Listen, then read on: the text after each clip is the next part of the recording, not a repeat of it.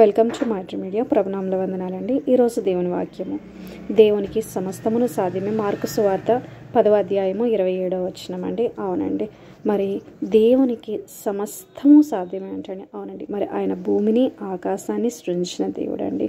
ఆయనకి అసాధ్యమైనది ఏదీ కూడా లేదండి.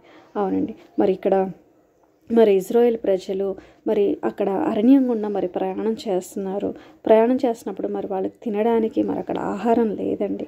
అయితే మరి వాళ్ళు మొరపెడుతున్నప్పుడు మరి అక్కడ దేవుడు మరి ఆకాశం నుంచి ఆయన మన్నాను కురిపించినట్లుగా మరి ఇక్కడ మనం చూస్తున్నాండి. అంటే వారు విత్తలేదు, వారు కొయ్యలేదు, మరి వాళ్ళు పంట పండించలేదు, ఏమీ చేయలేదండి. కానీ దేవుడు పరలోకము నుంచి మరి అక్కడ సహాయాన్ని పంపించినట్లుగా మనం ఇక్కడ చూస్తున్నామండి. అవునండి, మరి ఇక్కడ మనం చూసుకున్నట్లయితే మరి దేవుని వాక్కు సెలవిస్తుందండి. ఇది ఎలాగ సాధ్యమో, ఇది ఎలాగ జరుగుతుంది అని మరి అనుకుంటున్నారేమో, కానీ దేవుడు అంటున్నారు దేవునికి సమస్తమును సాధ్యమే అని చెప్పి.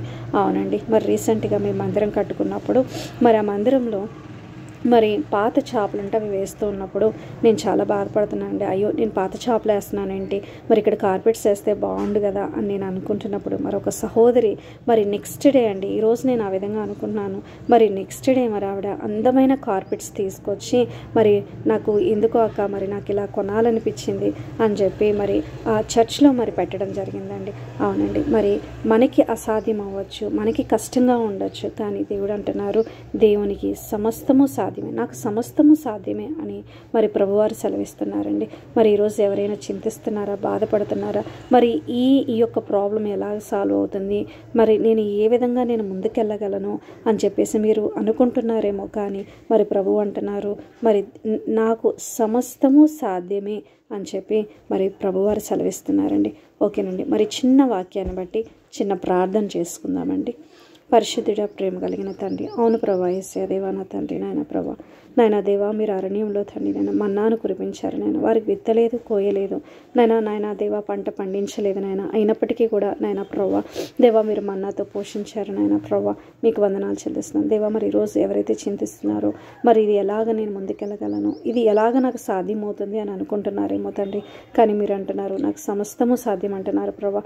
అందుని బట్టి వందనాలు చెల్లిస్తున్నాను అయ్యా దేవా.